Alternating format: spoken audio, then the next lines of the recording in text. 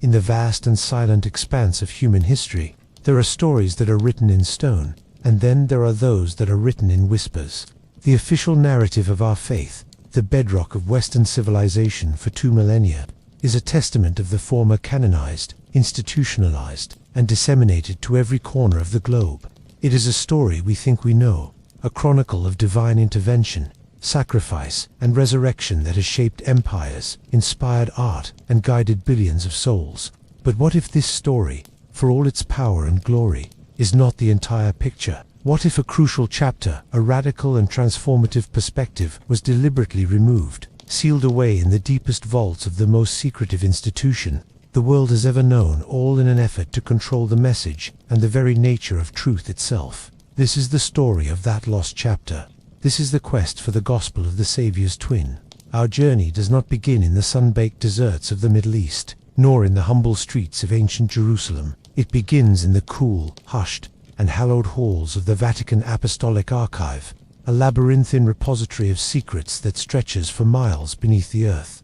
Here, under the watchful eyes of Swiss guards and the even more vigilant gaze of centuries of tradition, lies the accumulated knowledge and suppressed history of the Catholic Church. It is a place where time itself seems to have been shelved and catalogued, where the air is thick with the dust of parchment and the weight of decisions made by long-dead men in locked rooms.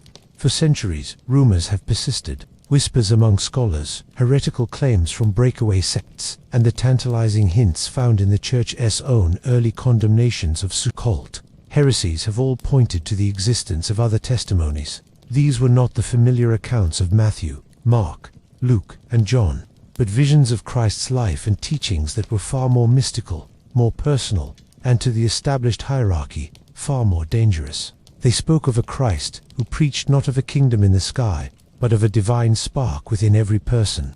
A Christ whose message was one of direct, unmediated access to God, bypassing the need for a priesthood, a church, or a pope.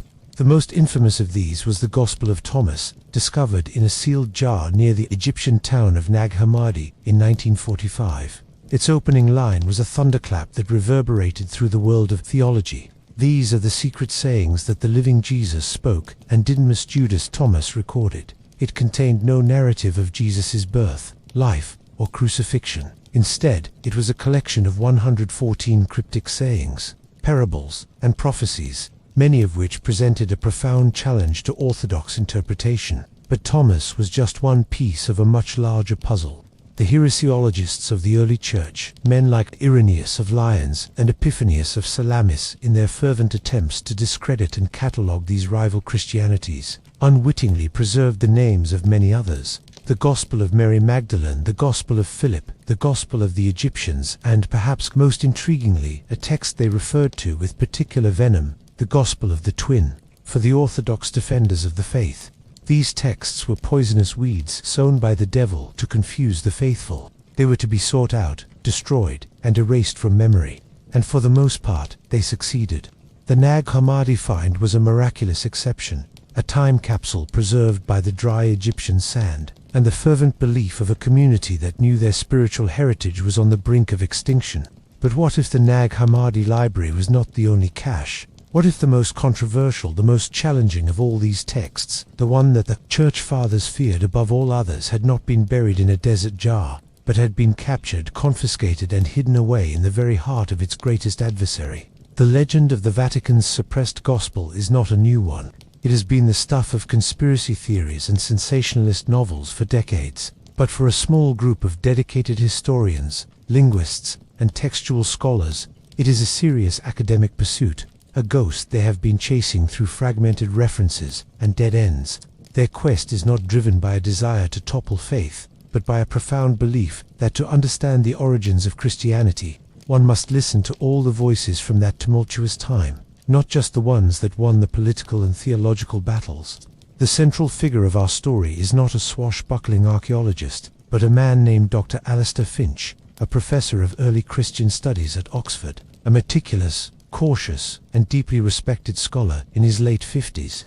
Finch had spent his entire career mapping the contours of the lost Christianities of the 1st and 2nd centuries. He was a master of Coptic and Syriac languages, an expert in the paleography of ancient codices, and a man who believed that the truth, however uncomfortable, was always preferable to comfortable fiction. He had long been fascinated by the figure of Judas Thomas, known as Didymus, both names meaning twin. In the Syrian tradition, Thomas was not merely a disciple. He was the literal twin brother of Jesus, his spiritual counterpart, and the ultimate recipient of his most secret teachings. The canonical Gospels offer only fleeting, enigmatic glimpses of this relationship. The Gospel of John refers to Thomas as Didymus, and it is Thomas who, after the resurrection, demands physical proof, placing his hands in the wounds of the Christ. But in the apocryphal Acts of Thomas, a text revered in the East, the connection is far more explicit. Here, Jesus sells his own twin brother, Thomas, into slavery to travel to India. And throughout the text, they are mistaken for one another, their identities intertwined. For Finch, this was more than a curious legend. It was a fingerprint, a clue pointing toward a deeper, more intimate narrative that had been scrubbed from the record. Finch's breakthrough did not come in a dramatic excavation. It came in the quiet of the Bodleian Library, hunched over a microfilm reader, studying a copy of a 5th century letter from a beleaguered bishop complaining about the persistence of the Thomasine heresy in his diocese. The bishop, in his frustration, quoted a line from the very text he was trying to suppress, a line Finch had never seen in any of the known Nag Hammadi texts. It was a saying attributed to Jesus: "The one who seeks must not cease seeking until he finds, and when he finds he will be troubled. And if he is troubled he will marvel, and he will reign over the all." He knew a version of this saying from the Gospel of Thomas, but this quotation was longer, more nuanced. It contained an extra clause, "and he will reign over the all." It was a small variation, but to a textual scholar like Finch, it was as significant as a gunshot. Variations occur, but this one had the ring of authenticity, of a more complete version. The bishop cited his source not as the Gospel of Thomas, but as the Diatheke to Didymu, the testament of the twin. That night, Finch could not sleep. The phrase echoed in his mind, the testament of the twin. Was it just another name for the Gospel of Thomas? Or was it something else entirely? A longer, more detailed, more personal account? His research led him down a rabbit hole of obscure references. A 10th century Byzantine historian, in a passing critique, mentioned a so-called twin gospel that was full of demonic inventions concerning the Saviour, his childhood, and his private discourses with his brother. A Coptic fragment discovered in a monastery in Sinai in the 19th century, and largely ignored, spoke of the book that Thomas wrote in the Hebrew tongue, which the Romans sought to burn. The evidence was circumstantial, a mosaic with most of its tiles missing, but the pattern that emerged was compelling. It pointed to the existence of a major narrative gospel attributed to Thomas that predated even the canonical accounts, one that was so theologically explosive that its suppression was not just a matter of doctrinal disagreement, but of existential necessity for the emerging Orthodox Church. The pursuit of this ghost became Finch's obsession. He published papers, gave lectures that walked the fine line of academic speculation, and slowly he connected with other scholars across the world who shared his fascination. They were a scattered network of believers in the ghost, each holding a tiny piece of the puzzle. And then, in the winter of 2018, he received an email that would change everything. It was from a former student, a brilliant and restless woman named Dr. Eva Morales, who had left academia for a position as a junior archivist in the Vatican Library. The subject line was simple: "I may have found something." The message was even more cryptic, written with a palpable tension that seemed to bleed through the screen. "Alistair, I need your expertise on a cataloguing anomaly. It concerns a 10th century Syriac liturgical codex with what appear to be palimpsest undertexts. The catalogue code is VATSA 496. The undertext is in a much older hand. I've managed to get a multispectral image of one folio. I think you need to see this." Attached was a single, high-resolution image file. It showed a page of beautiful, later Syriac writing, but beneath it, faintly visible like a shadow, was a layer of text that had been scraped away to make room for the new. Using sophisticated imaging technology, Eva had pulled the ghost of the older writing back from the brink of oblivion. Finch zoomed in, his heart hammering against his ribs. The script was an early form of Coptic. His eyes, trained for decades, struggled to decipher the faded letters. And then he saw it. A phrase leaping out from the jumble of characters. A phrase he knew from the bishop's letter. a phrase that confirmed a lifetime of speculation. It began with the words, "I, Judas Thomas, twin of Yeshua, write these things so that what my brother taught me in secret may not perish from the earth."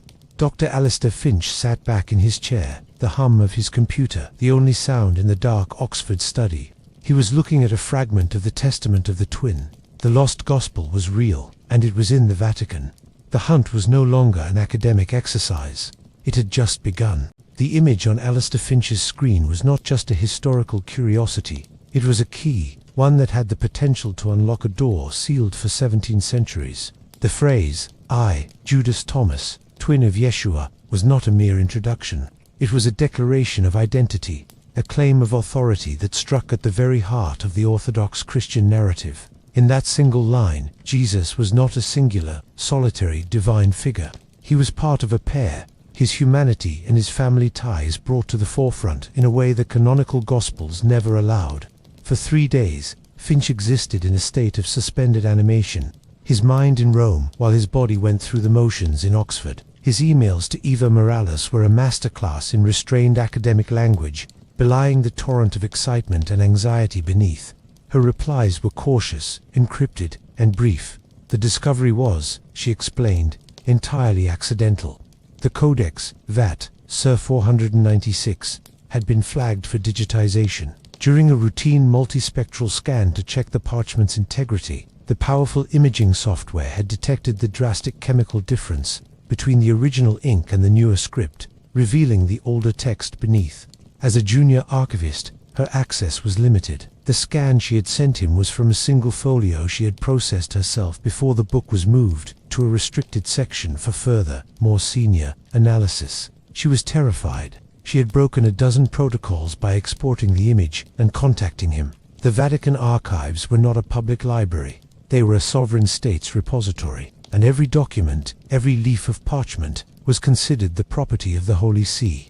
Unauthorized dissemination was a career-ending offense, at the very least. But Eva, a scholar at heart before she was an archivist, had understood the magnitude of what she was seeing. She knew Finch's work, knew his theories, and knew he was the only person in the world who could truly understand what this palimpsest represented.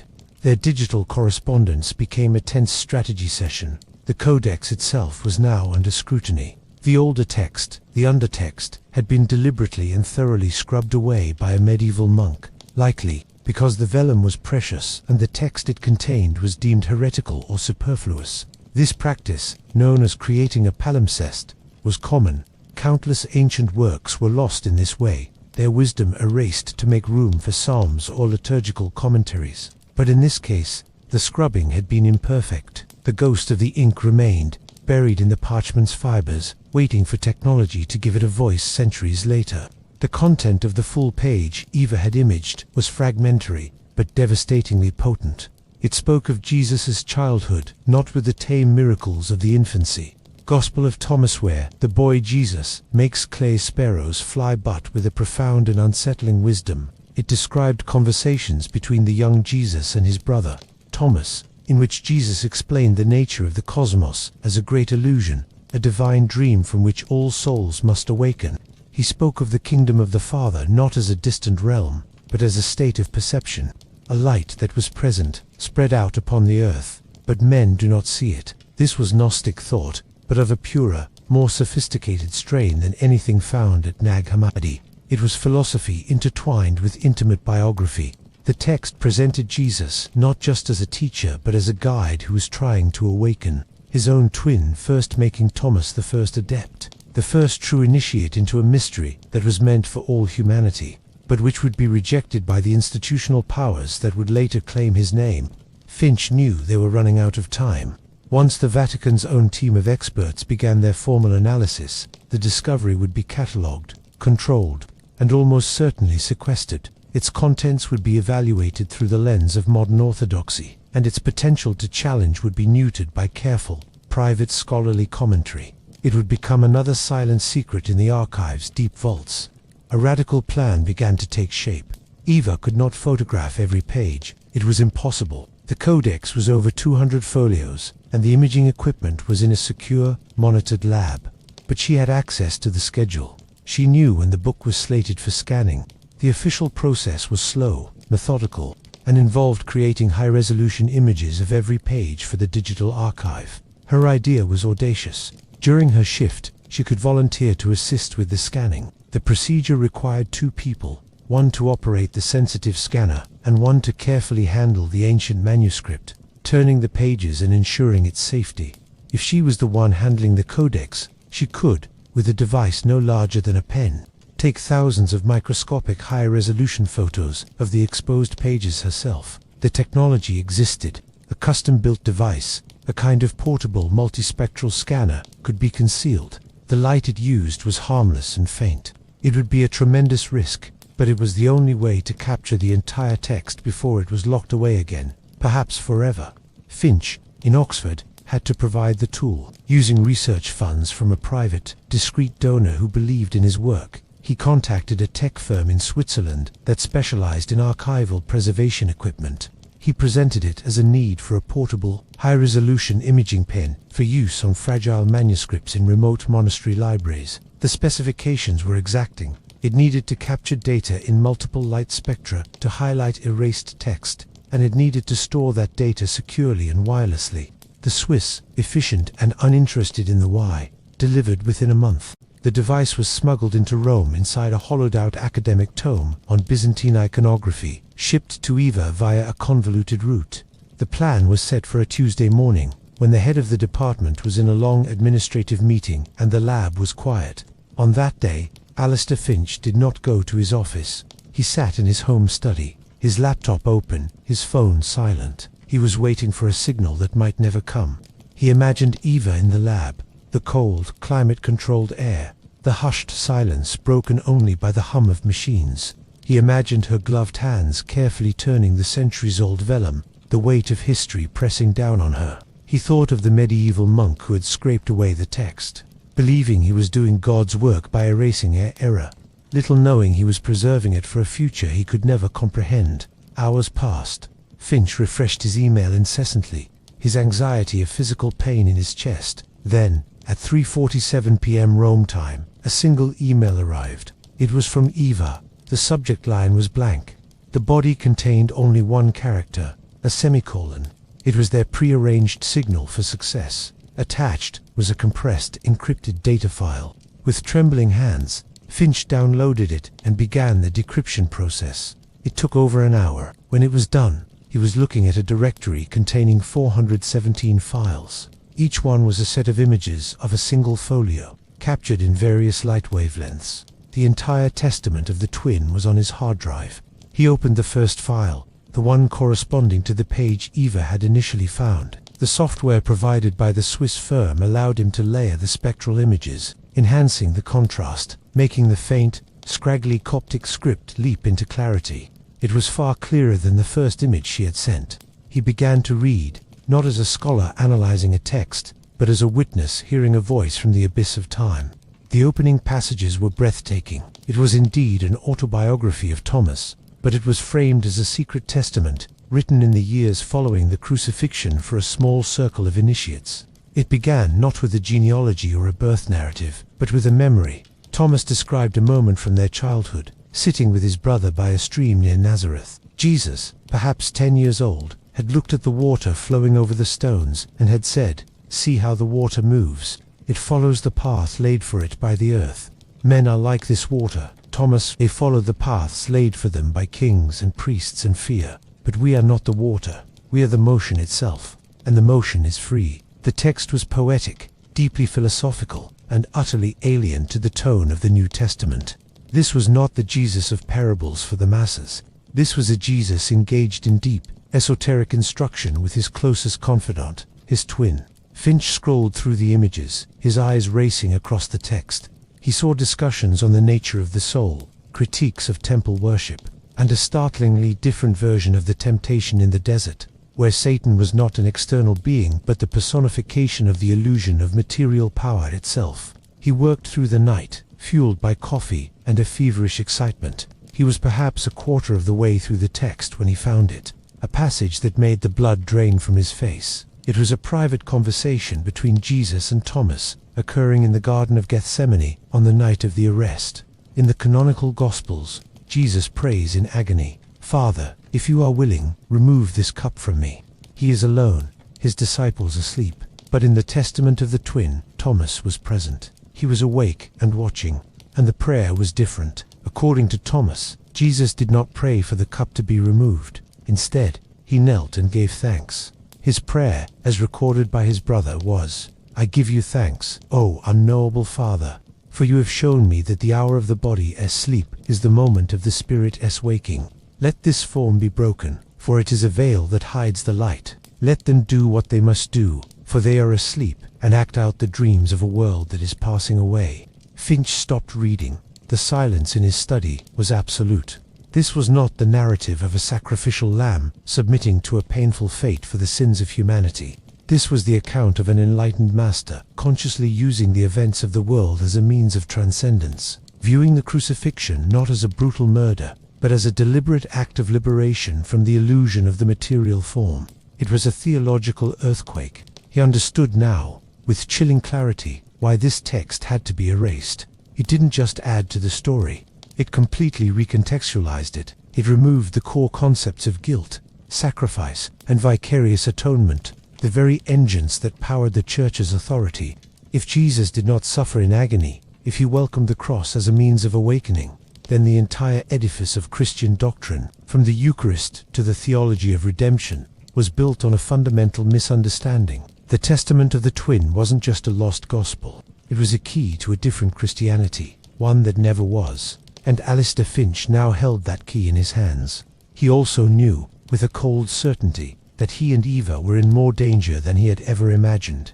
They were no longer just scholars. They were custodians of a secret that had been buried for a reason. And somewhere, in the silent corridors of the Vatican, people were beginning to realize that a ghost had escaped its tomb. The euphoria that had carried Alistair Finch through the night began to curdle with the dawn. As the first grey lights seeped into his Oxford study, the weight of what he possessed settled upon him, cold and immense. He was no longer just a historian.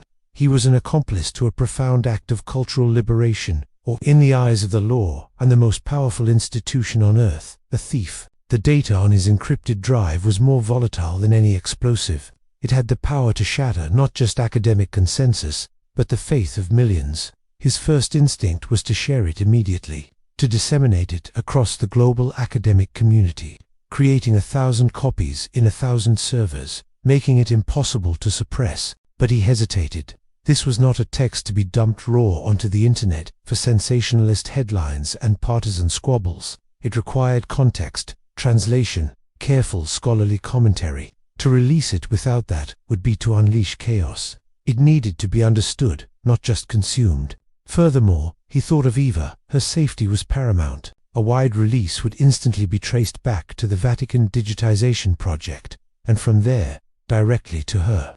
Her semicolon email was a beacon of success, but also a thread that could be pulled. He needed to be cautious, methodical. He drafted a carefully worded email to her, using a new, secure, encrypted service. "The material is extraordinary, utterly transformative. Your courage is beyond measure. Now, we must be ghosts. Complete silence. Act as if nothing has happened. I will begin the work. We will speak only when it is safe." He then set about creating multiple encrypted backups of the data, storing them on drives that he placed in a safety deposit box and mailed to a trusted and discreet colleague in Copenhagen with instructions to open it only if he failed to make contact for 60 days. He was building a dead man's switch. The work of translation was slow, painstaking, and emotionally draining.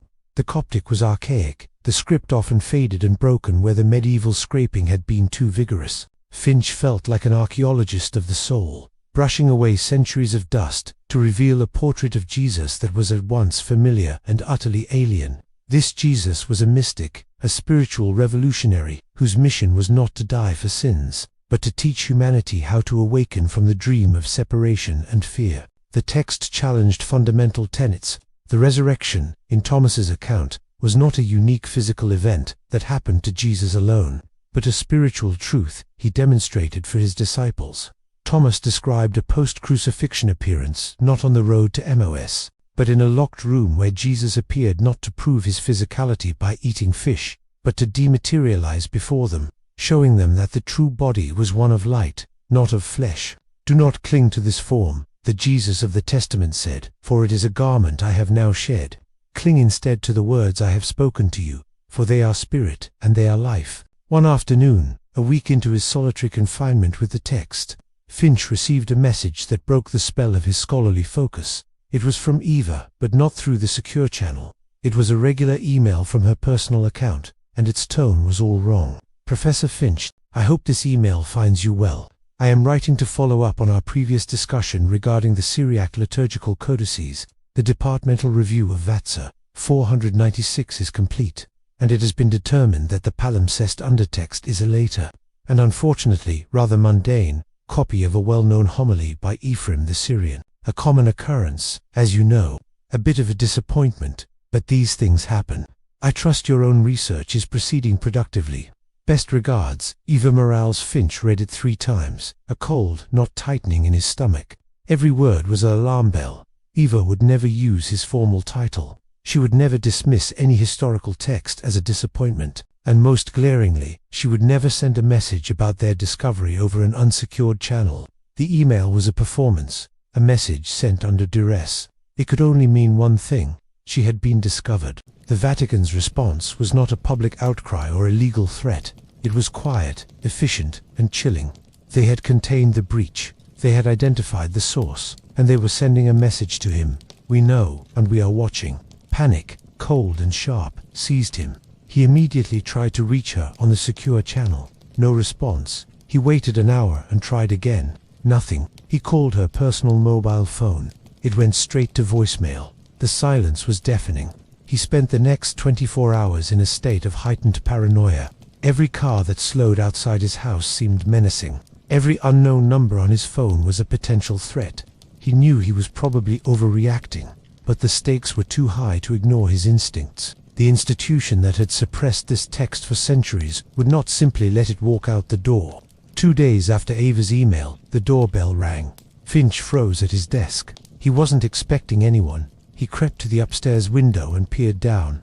A man in a dark suit stood on the doorstep. He was not a policeman. He looked academic, calm. He carried a leather satchel. After a moment, when no one answered, the man did not leave. Instead, he took an envelope from his satchel and slid it through the mail slot. Finch heard it land on the doormat. The man then turned and walked away, getting into a nondescript sedan that pulled away smoothly. Finch waited 5 minutes, then descended the stairs. The envelope was thick, high-quality cream paper. There was no name or address. He opened it. Inside was a single sheet of paper and a photograph. The photograph showed Eva Morales, sitting at an outdoor cafe in Rome, smiling. It was a recent photo, taken with a long lens. The message was clear. We know who she is, and we can reach her. The letter was typed, on letterhead that was both official and obscure. The Congregation for the Doctrine of the Faith, Historical Analysis section. The text was polite, precise, and utterly terrifying. Dear Professor Finch, we hope this letter finds you in good health. It has come to our attention that your esteemed academic work may have inadvertently intersected with materials under the custodial care of the Holy See. While we greatly admire your pursuit of historical knowledge, we must remind you that certain archives remain under our exclusive jurisdiction for reasons of preservation, authenticity, and doctrinal security. We understand the powerful allure of historical discovery. However, we wish to caution against the unauthorized dissemination of unverified and uncontextualized fragments, which can often lead to profound misunderstandings and personal distress for the faithful. We would be pleased to offer our full cooperation in your research, to ensure it is conducted with the appropriate scholarly rigor and respect for its sensitive nature. To this end, we would like to invite you to Rome for a period of collaborative study, under our auspices, to properly examine the materials in question. We believe such a partnership would be of great mutual benefit and would ensure that the historical record is treated with the gravity it deserves. We await your response and are prepared to make arrangements at your earliest convenience. Sincerely, Monsignor Marco Everetti, Under-Secretary, Historical Analysis Section. It was an invitation that was also a summons, an offer of cooperation that was a demand for surrender. They wanted the text back. They wanted to control the narrative, to contextualize it into oblivion, and they were using Eva as leverage. The threat was veiled in ecclesiastical politeness, but it was unmistakable. Come to Rome, Hand over what you have, and play by our rules, or the consequences for you, and for Dr. Morales, will be severe. Finch sank into a chair, the letter trembling in his hand. They hadn't accused him of theft. They hadn't made a legal threat. They had simply demonstrated their knowledge and their power. They had shown him that he, and everyone he cared about, was within their reach. He was at a crossroads. He could accept their invitation, effectively handing the testament back to its jailers and participating in its rebuttal. He could refuse and go public immediately, sparking an international firestorm that would undoubtedly see him branded a thief and a fraud, and would place Eva in God knows what kind of danger. Or he could run and try to finish the work from hiding. He looked at the photograph of Eva, smiling unknowingly into the lens of her watchers. He had gotten her into this. His academic obsession had put a bright, promising scholar in the crosshairs of an ancient and powerful institution. He couldn't abandon her, but he also couldn't surrender the testament. Not after what he had read. This was not his property to give back. It belonged to history, to humanity. There had to be a third way, a way to beat them at their own game of shadows and secrets. He needed to turn their own weapons against them. He needed to find leverage of his own. He needed to understand not just the text itself, but why the Vatican was still so terrified of it, 1700 years after it was written. The answer, he suspected, was not just in the theology.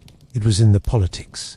And it was buried somewhere in the letter's elegant, threatening words. Doctrinal security. The game had just become infinitely more dangerous. The Monsignor's letter lay on Alistair Finch's desk like a sleeping viper. Its polite veneer did nothing to conceal the venom beneath. They knew about Eva. They knew he had the text. Their strategy was not confrontation, but absorption. They wanted to swallow him and his discovery whole, digesting it quietly within their immense bureaucratic body until it emerged as something harmless, sterile, and controlled. Finch knew he couldn't go to Rome. That would be walking into a gilded cage, but outright refusal was just as dangerous. He needed to buy time. He needed to understand what he was truly dealing with. The Monsignor's phrase echoed in his mind. Doctrinal security. It was the key. The Church wasn't just protecting a historical narrative. It was protecting its power, an authority that was rooted in a specific, unalterable story. The testament of the twin didn't just offer a different story. It undermined the very foundation of that authority. He spent the next 48 hours in a state of intense, focused activity. His first task was to craft a response to Monsignor Veretti. It had to be just as polite, just as nuanced, and just as threatening in its own way. He wrote and rewrote it. Each word weighed for its double meaning. Dear Monsignor Veretti, thank you for your gracious letter and the generous invitation to collaborate. I am, of course, deeply honored that the congregation is aware of my modest work and would consider my involvement in the study of such significant materials. The pursuit of historical truth is, as you know, a painstaking and deliberate process. The verification and contextualization of any new textual evidence is paramount to ensuring its accurate understanding. I am therefore currently engaged in the preliminary stages of this essential analysis, which requires my full and uninterrupted attention. I would be delighted to accept your invitation for collaborative study once this initial solitary phase of my work is complete.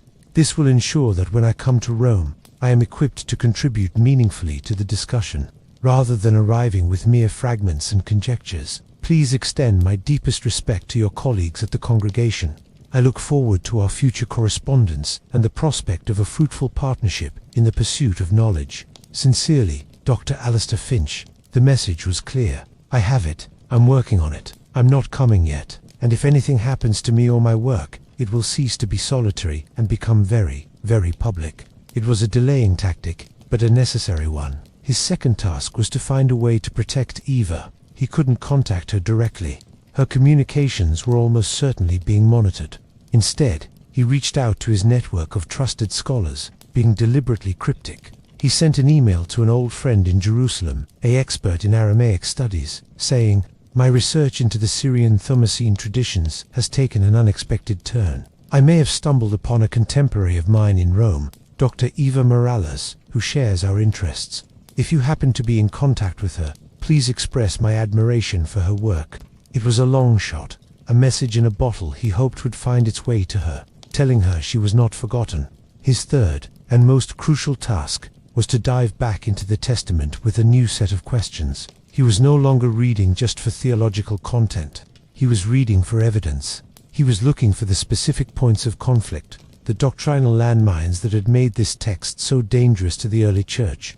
Why was this particular version of events so threatening? He began to cross-reference the Testament with the writings of the early church fathers, who had led the charge against heresy. Men like Irenaeus Irenaeus, in his seminal work against heresies, had written vehemently against those who deny the salvation of the flesh. For Irenaeus, the physical resurrection of Jesus was non-negotiable. It was the guarantee that the material world, created by God, was good and would be redeemed. Finch found the passage in the Testament that would have made Irenaeus apoplectic. It was a long discourse Jesus gave to Thomas after the resurrection appearance. Thomas, struggling to understand, asked, "Lord, if you are not in this body, then what of our bodies? Are they not also temples of the Spirit?" Jesus' reply, as recorded by Thomas, was radical. The body is a garment woven from the threads of the world. It is worn, it is soiled, and it is cast aside. The Spirit is the wearer.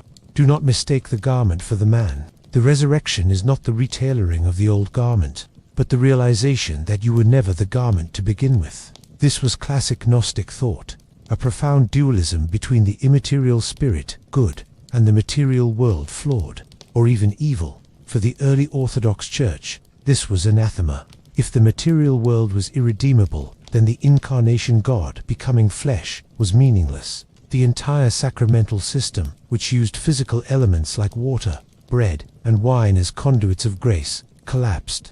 The Church's authority, which administered these sacraments, became obsolete.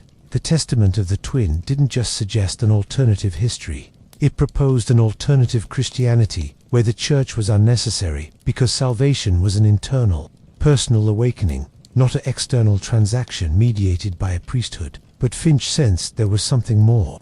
The Church had defeated Gnosticism centuries ago. Why was this single text still so dangerous today? He kept digging, moving deeper into the translated sections. Then, he found it. It was not a theological statement, but a historical claim, a bombshell buried in an intimate conversation. Thomas was describing a private moment with Jesus shortly before the Passover. Jesus was weary, saddened by the inability of even his closest followers to understand his message. Thomas wrote, "My brother looked at me, and his eyes were filled with a great sorrow. He said, 'They will build kingdoms in my name.' Thomas, they will raise armies and crown kings and burn those who disagree. They will take my words and forge them into chains. They will make of my memory a prison for the very souls I seek to free." I said to him, "How can this be? Who would do such a thing?" And he said, "The ones who love the seat of Moses more than the truth of the Father. The ones who seek a kingdom of this world. They will silence you, my brother. They will call your testimony a lie, because it comes from the intimacy of our bond, which they cannot control. They will say the truth can only come through the institution they build, not from the heart I have awakened in you." Finch read the passage again, his breath caught in his throat. This was no longer just about first-century theology. This was a prophecy, a prediction of the very rise of the institutional church, and a condemnation of it from the mouth of Jesus himself. The Testament portrayed the church not as the fulfillment of Christ's mission, but as its ultimate betrayal. This was the real doctrinal security risk. This wasn't about a different interpretation of the resurrection. This was about legitimacy. If this text was authentic, it meant the founder of Christianity had foreseen and repudiated the very organization that claimed to be his sole representative on earth. It was an existential threat. It wasn't just a lost gospel. It was a founding document for a reformation that could dwarf the one Luther began. The phone rang, shattering the silence. It was an unknown number with a Rome prefix. Finch's heart hammered. They weren't going to wait for his written reply. He let it go to voicemail. A moment later, his computer chimed with a new email notification. It was from the same obscure congregation address. The email was shorter, and the polite veneer had thinned considerably. "Professor Finch, we acknowledge your communication.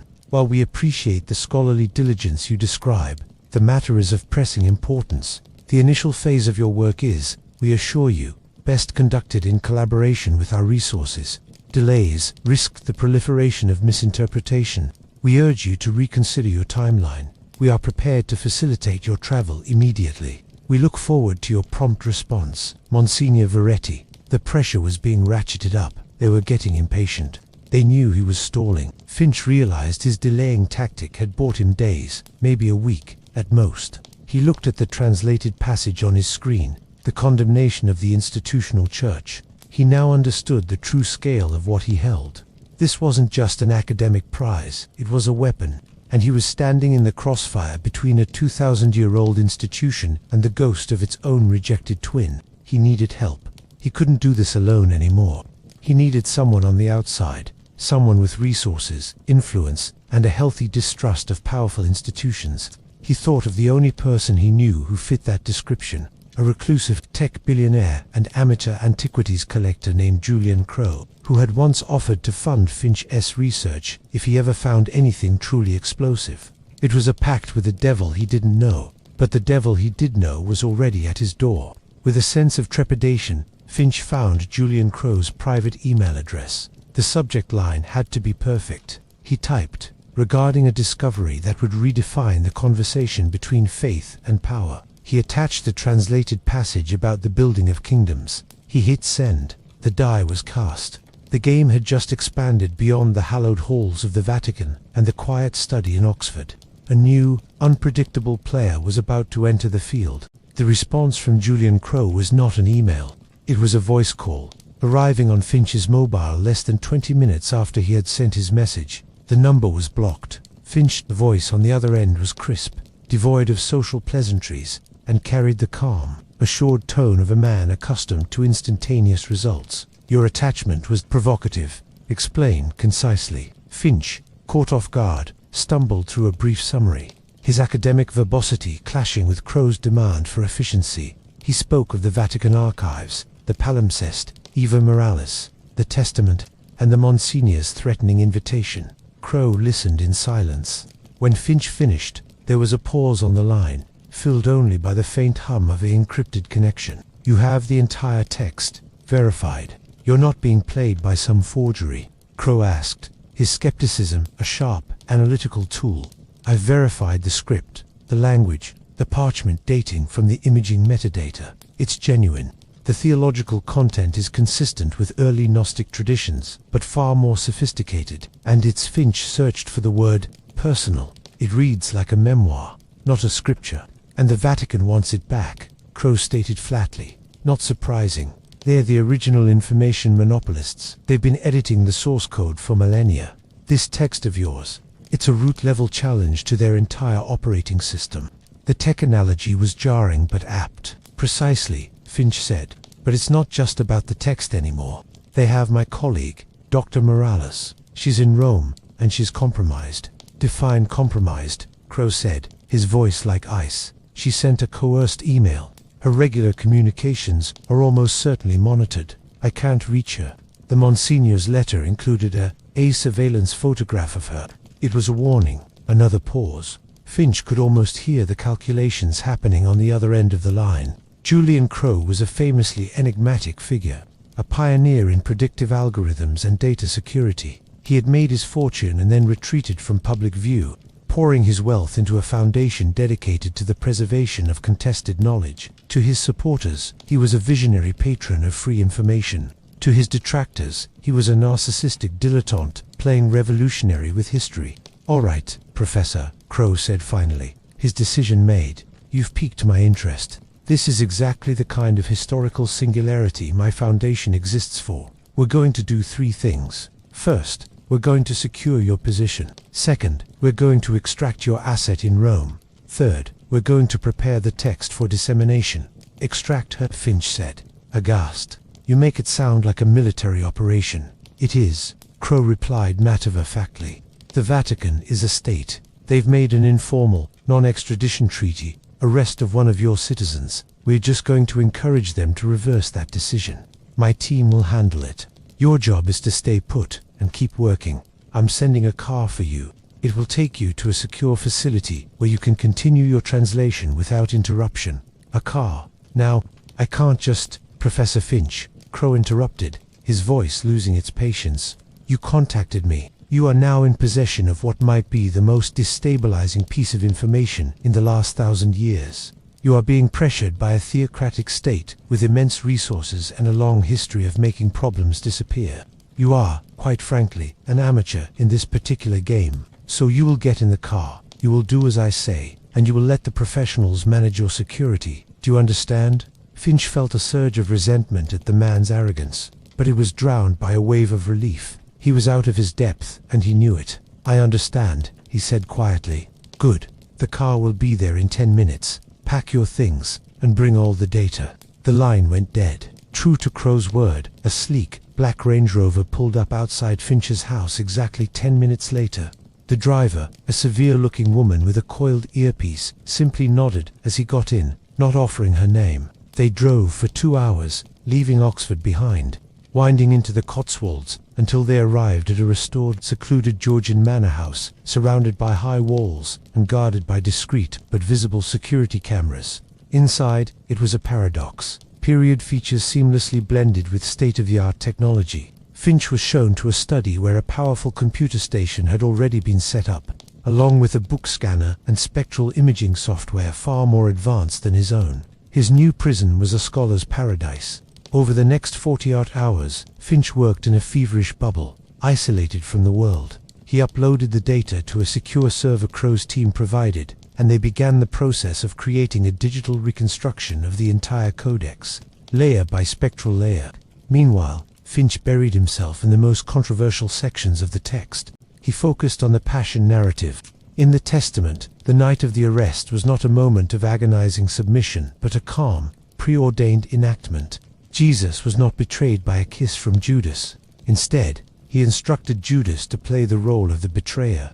Go to them, Judas, the text read, and do what must be done, so that the scripture of the sleeping may be fulfilled. This painted Judas, not as a villain, but as the most obedient and misunderstood disciple, the one willing to bear the eternal scorn of humanity to play his part in a divine drama. The crucifixion itself was described with a shocking lack of physical detail. Thomas's account focused not on the suffering of his brother, but on his words from the cross, which were utterly different from the canonical ones.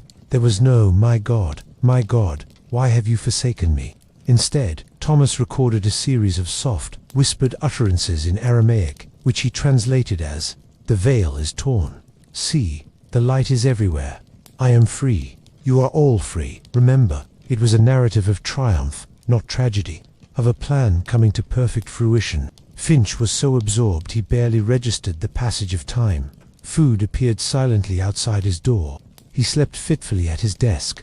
The weight of the testimony was crushing in its beauty and its implications. On the third day, a message flashed on his secure terminal. It was from Crow. Asset extracted.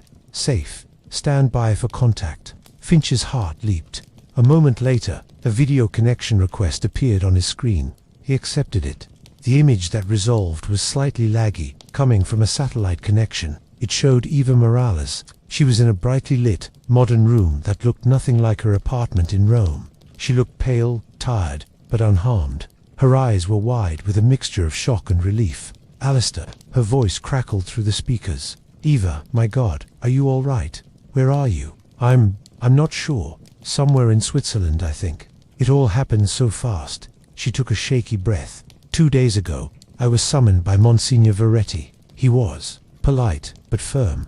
He knew everything. He knew I'd taken the images. He said I had committed a grave violation of trust and that my continued employment was under review. He strongly suggested I take a leave of absence and remain in Rome while they conducted an investigation. It was a soft arrest, Alistair. They took my passport. How did you get out? Finch asked, amazed. I didn't, she said, a bewildered look on her face. They got me out. This morning, an Italian Carabinieri colonel arrived at my apartment with 2 men in suits. They weren't Vatican police. They showed me credentials from the Italian Ministry of the Interior. They said there was a threat against me from a radical traditionalist group, and I was being moved to a secure safe house for my own protection. It was a lie, of course. They drove me to a private airfield, put me on a jet, and here I am. Your Mr. Crow has interesting friends. Finch let out a breath he didn't realize he'd been holding.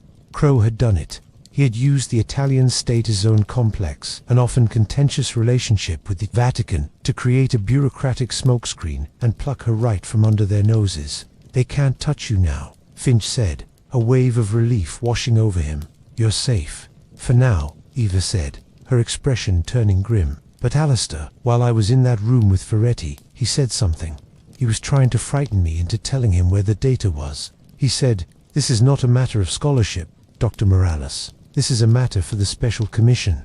When I looked confused, he clarified, 'The Commission for Sacred Archaeology has a special division. They have been managing this particular contingency for a very long time.' He said it like it was a real thing.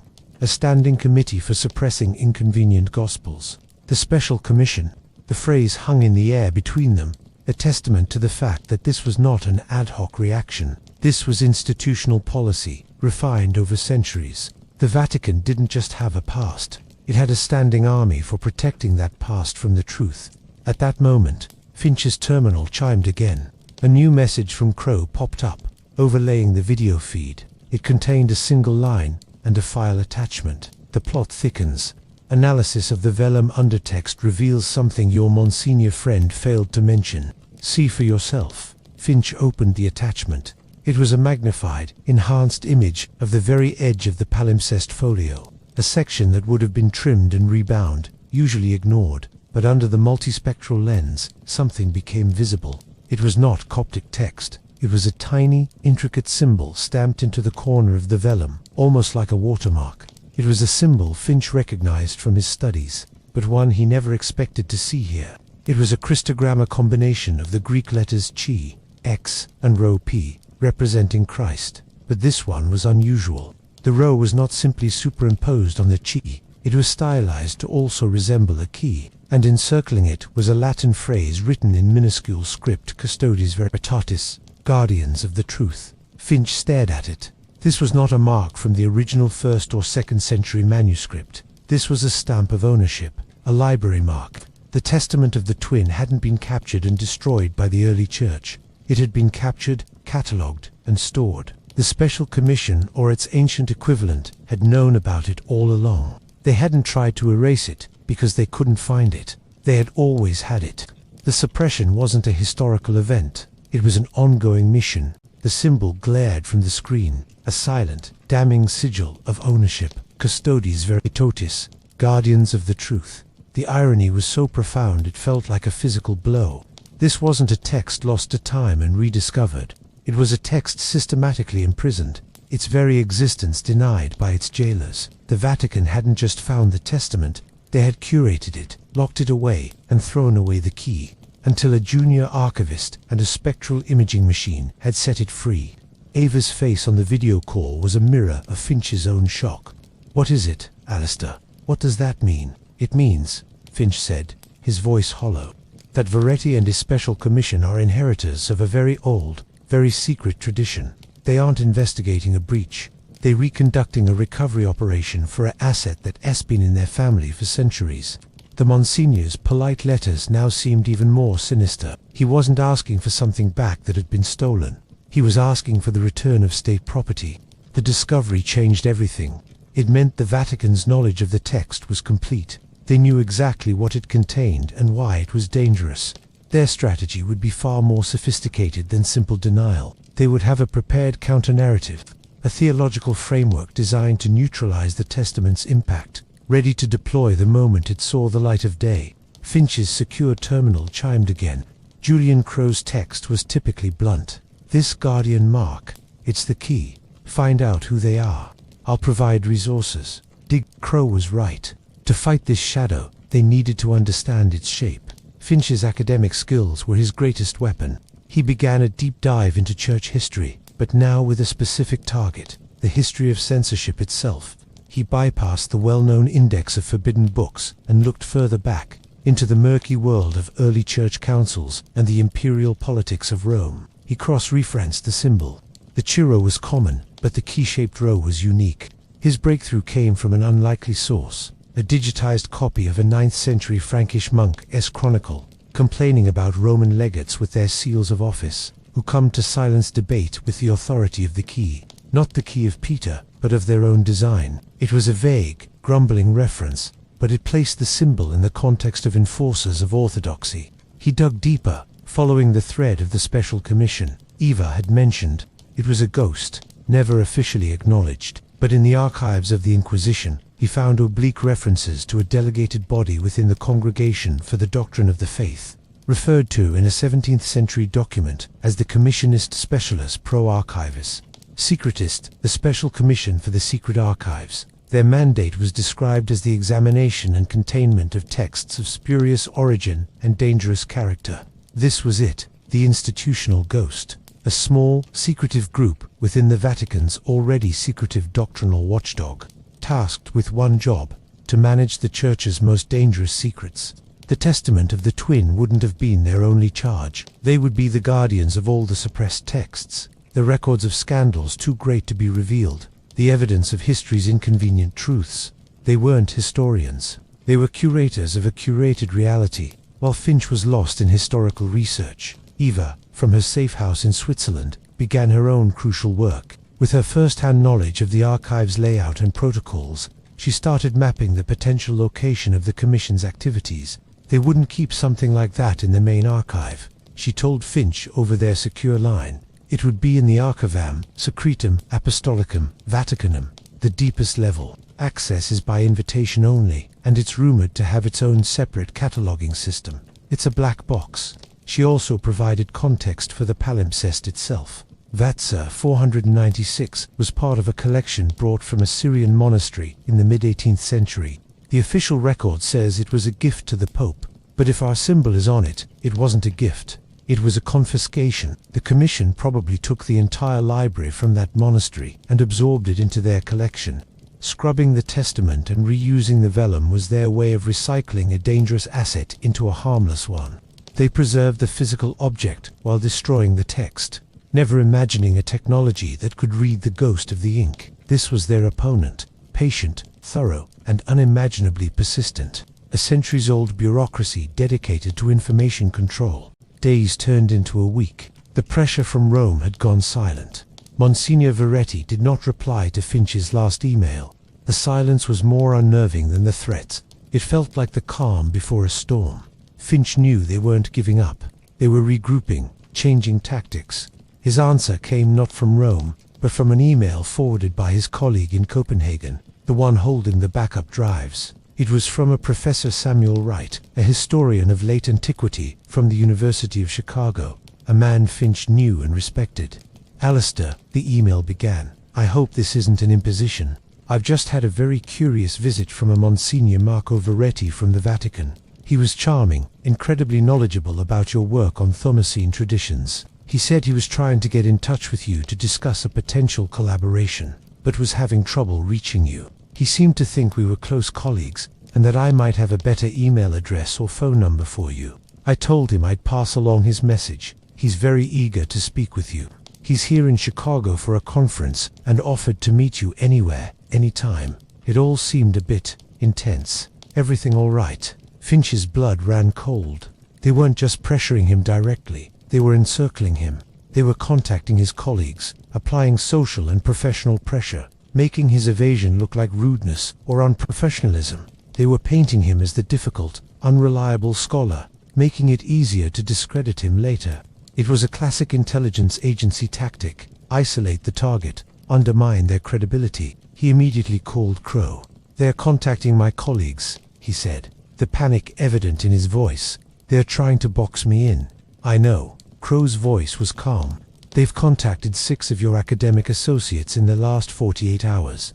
My monitoring protocols flagged it. It's a soft discrediting campaign.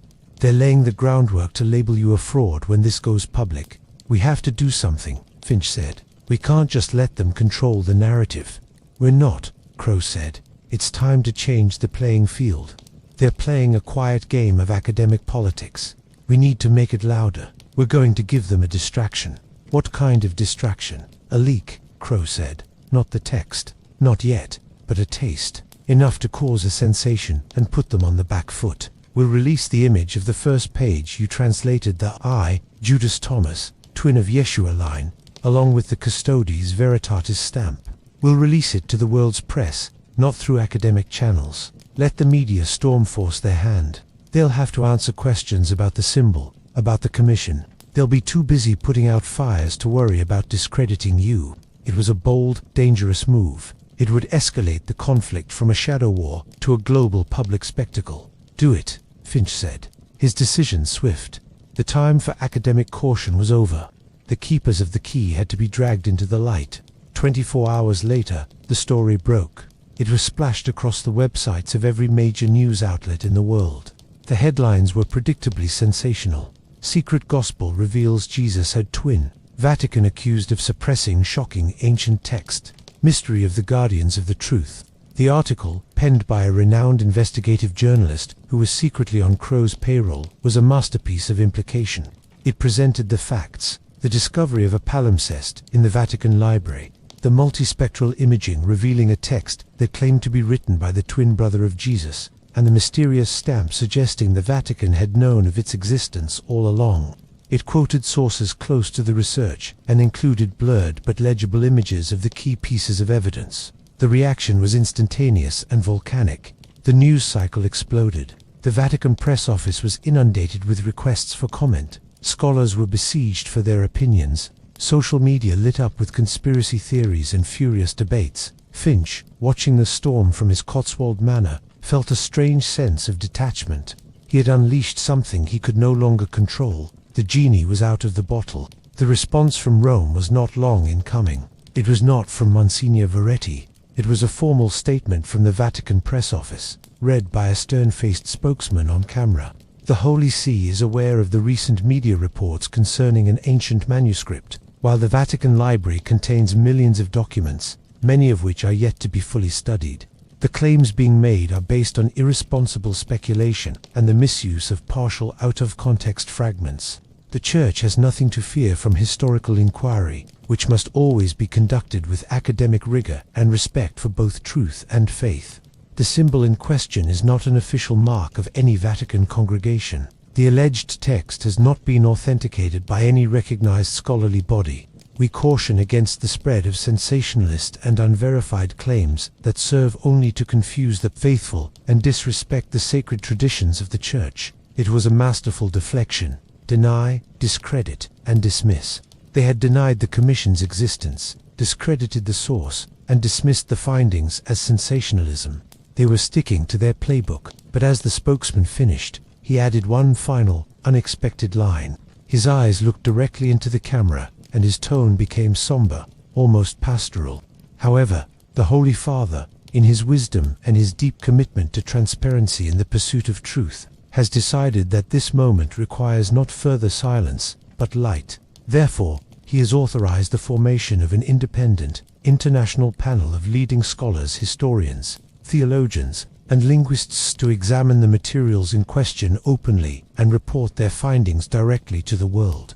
The Vatican will provide full and unfettered access to all relevant documents. The truth has nothing to fear from investigation. Finch stared at the screen, stunned. It was a breathtaking gambit. They had just called his bluff. They were offering exactly what he had ostensibly wanted: open access, scholarly collaboration, transparency. But he knew, with a sinking certainty, that it was a trap. The independent panel would be carefully vetted. The full access would be to documents the Commission had already prepared. They weren't surrendering. They were seizing control of the narrative with a brilliant public relations move. They were going to perform a public exorcism of the Testament, using the guise of open inquiry to officially bury it forever. The battle was no longer in the shadows. It was out in the open, and the Vatican had just raised the stakes. They weren't just guarding a secret anymore. They were staging a public trial for a ghost, and they were confident they would win. The Vatican's announcement was a political and public relations masterstroke. Across the globe, headlines shifted from Vatican accused to Pope calls for transparency. The narrative was expertly flipped from one of suppression to one of courageous openness. Editorials praised the Holy Father's wisdom. The faithful felt reassured. The world was watching, waiting for the independent panel to convene and reveal the truth. In his Cotswold sanctuary, Alistair Finch felt the trap snap shut around him. The offer was irresistible, and that was its genius. To refuse would make him look like a fanatic, a conspiracy theorist who preferred shadows to sunlight. To accept would be to walk directly into their domain, to play a game on a board they had designed, with pieces they controlled. Julian Crow's reaction was characteristically cynical. "It's a show trial," he said over a secure video link. his face displayed on Finch's monitor alongside Ava's from Switzerland. They'll stack the panel with reliable conservatives, give them a sanitized version of the evidence, and after a suitably dignified period of study, they'll issue a report, declaring it a pious forgery or a well-meaning but heretical fragment with no historical value. They'll use your credibility, Alistair, to legitimize their cover-up. He's right, Eva said, her voice tense. I know how this works. The unfettered access will be to a specific, secure reading room. The all relevant documents will be a pre-selected set. They won't let anyone near the actual Archivum Secretum or the Commission's internal catalogues. It's a theatre. So what do we do? Finch asked, feeling the walls close in. We can't refuse. We don't refuse, Crow said, a sharp smile playing on his lips. We accept, enthusiastically, and we use their stage to our advantage. How? By controlling what the panel sees, Crow explained. You have the entire text, Alistair. You have a complete translation. They will have a damaged palimpsest and their own, probably incomplete, translation. You will have the advantage of completeness. Your job will be to steer the panel's questions, to point out the inconsistencies in their provided materials, to be the expert in the room who knows more than the hosts. It's too risky, Eva countered. They'll be expecting that. They'll have their own experts ready to counter him at every turn. It'll be his word against theirs, and they have the home field advantage and the implicit authority of the church. Then we change the game, Crow said. We don't just bring the translation, we bring the source. A silence fell over the call. Finch broke it. What do you mean? The techs here have finished the digital reconstruction, Crow said. We have a pristine, virtually restored copy of the entire undertext. We can print it on specially treated vellum, recreating the original page as it would have looked before it was scrubbed. We create a facsimile, so perfect it is, for all scholarly purposes, the real thing. We don't give them a chance to obfuscate with their damaged original. We present the panel with the complete text, in your hands, on day one. The audacity of the plan left Finch breathless. It was brilliant and insane. He would be walking into the Vatican carrying a reconstructed version of their most secret text, effectively forcing it into the official record of the proceedings. They'll never allow it, Eva said. They'll confiscate it the moment you enter. They can try, Crow said coldly. But this is where the media spectacle works for us. The eyes of the world will be on this panel. If the Vatican's independent scholar has his research materials seized by the Vatican the moment he arrives, it will be a scandal that makes the original leak look tame. They've committed to transparency. We're going to hold them to it. The plan was set in motion. Finch formally accepted the invitation to serve on the independent panel, expressing his deep admiration for the Holy Father's courageous initiative in a public statement drafted by Crow SPR team. Behind the scenes, Crow's technicians worked around the clock, using high-resolution printers and specially aged vellum to create a bound facsimile of the testament. It was a work of art, a ghost given solid form. A week later, Alistair Finch found himself standing on the tarmac of a private airfield, a secure briefcase handcuffed to his wrist. Inside was the facsimile. Julian Crow's private jet would take him to Rome. Eva, from her safe house, would be his remote advisor, monitoring the public and academic chatter, feeding him information through a discreet, encrypted earpiece. Crow would be the puppet master in the shadows, ready to manipulate the media narrative at a moment's notice. As the jet climbed over the English Channel, Finch looked down at the briefcase. He felt like a courier delivering a bomb to the very people who had built it. His arrival in Rome was a media circus. Vatican press handlers whisked him away from the scrum of journalists at Leonardo da Vinci Airport, ushering him into a black sedan with tinted windows. He was taken not to a hotel, but to a centuries-old monastery within Vatican City that had been converted into guest quarters for visiting dignitaries. His room was spacious but Spartan, the window overlooking a tranquil cloister garden. The peace was an illusion. He could feel the watchful eyes. Every person he passed, a monk tending the garden, a nun walking the corridor, felt like a potential sentinel. The first meeting of the panel was held the next morning in a grand frescoed hall within the Apostolic Palace. The air was thick with history and unspoken tension. Around a long mahogany table sat the 12 scholars. Finch recognized them all. Conservative heavyweights from pontifical universities in Rome and Washington, D.C., a skeptical but fair-minded Lutheran from Germany, an Orthodox scholar from Greece, and a few neutral agnostics from secular institutions like Cambridge and the Sorbonne. It was, as Crowe had predicted, a carefully balanced group, designed to produce a predictable outcome. Presiding over them was Monsignor Marco Veretti. Veretti was impeccably courteous. He welcomed Finch with a warm handshake and a smile that didn't reach his eyes. "Professor Finch, a pleasure to finally meet you in person.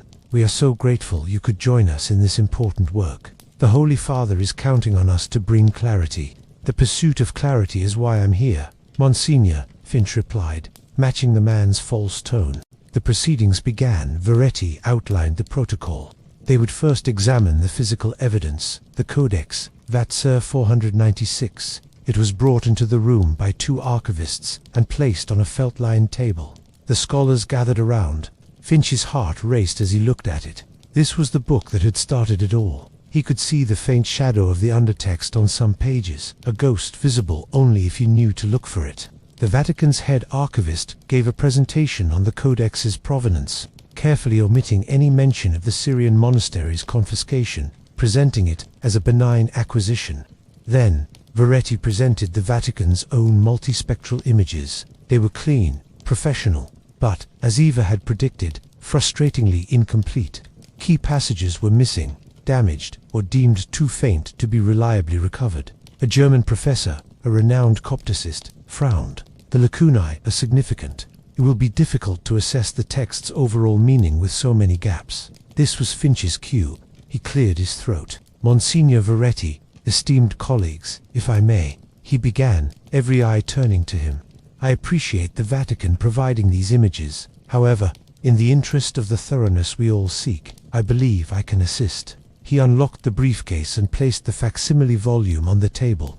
A ripple of astonishment went through the room. The book was breathtaking. The script was dark and clear on the creamy vellum, every Coptic character perfectly rendered. "What is this?" Veretti asked, his smile frozen, his eyes cold. "This is a digital and material reconstruction of the undertext," Finch said calmly. "Created from the complete set of spectral images, it allows us to see the text in its entirety, as the original author intended. I brought it to aid our discussions." The room was silent. Veretti's jaw was tight. He could not confiscate it without causing a scene in front of the international panel. He was trapped by his own promise of transparency. "This is highly irregular," Veretti said, struggling to maintain his composure. "The pursuit of truth often is," the Lutheran scholar said, her eyes alight with curiosity. "Thank you, Professor Finch. This is invaluable." She reached out and gently opened the cover. For the next hour, the panel was mesmerized. They pored over the facsimile, their scholarly excitement overriding the tense atmosphere. They saw the complete prologue, the childhood stories, the intimate dialogues. The whispers and murmurs around the table were of pure academic awe. Veretti watched, his face a mask of polite interest, but Finch could see the fury simmering beneath. His plan to control the evidence had just evaporated. The session ended with a palpable sense of intellectual electricity. As the scholars filed out, buzzing with conversation, Veretti approached Finch. "A bold move, Professor," he said quietly, the smile gone. "You play a dangerous game." "I am here for the text, Monsignor," Finch replied. "Nothing more."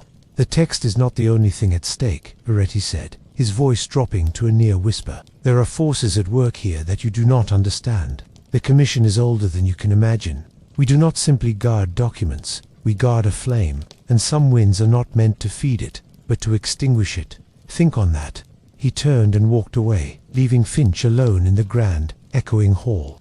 The threat was no longer veiled. Veretti had just confirmed everything. The commission was real, and they saw Finch not as a scholar, but as an arsonist. That night, in his monastic room, Finch reviewed the day's events with Eva over the encrypted line. "You did it, Alistair," she said, her voice filled with relief. "You got it on the table. They can't ignore it now." "Veretti isn't ignoring it," Finch said, staring out his window at the moonlit cloister. "He's adapting. He warned me, Eva. He talked about guarding a flame. He truly believes what they're doing is righteous." "That's what makes them so dangerous," Eva replied. "True believers are capable of anything." A soft knock came at his door. Finch tensed. "Someone's here," he whispered to Eva. "Be careful," she said, her voice tight with worry. Finch disconnected and went to the door. Outside stood a young seminarian, his face nervous. "Professor Finch," he said in a low voice, "I was asked to give you this." He pressed a small, folded note into Finch's hand and quickly hurried away down the corridor. Finch closed the door and unfolded the note. The handwriting was elegant, precise. "Professor Finch, your courage is noted. Not all within these walls are blind. There are those who believe the flame must sometimes be seen to burn brighter. The key you found opens more than one door. If you seek to understand the Commission, look not to its present, but to its origin. Find the record of the Council of Trevano, 1215. It is not in the archive they will show you. It is in the shadow archive. Look for the mark." A friend. Finch read the note twice, his heart pounding. A friend. Was it a trick? A trap set by Veretti? Or was there really a dissident within the Vatican's own apparatus? A whistleblower reaching out? The Council of Trevano, 1215. He knew his history. The Fourth Lateran Council was in 1215, a pivotal moment in church history where orthodoxy was fiercely codified. But a Council of Trevano, it was unknown, erased. The note claimed it was the origin of the Commission, and it was in the shadow archive, the Archivum Secretum. The invitation to the labyrinth had just been extended, and the path led deeper into the heart of the Vatican's darkest secret. The note trembled in Finch's hand. A friend, a trap. The origin of the Commission, the Council of Trevano, 1215, a shadow archive. He knew what he had to do. The public panel was a distraction. The real truth was hidden deeper. With Ava's remote guidance and the mysterious note as his only map, he would have to leave the guest quarters tonight. He would have to descend into the Archivum Secretum, into the Vatican's deepest vault, to find the record that began it all. The final, most dangerous chapter of the hunt was beginning, not in the light of scholarly debate, but in the darkness where secrets were kept.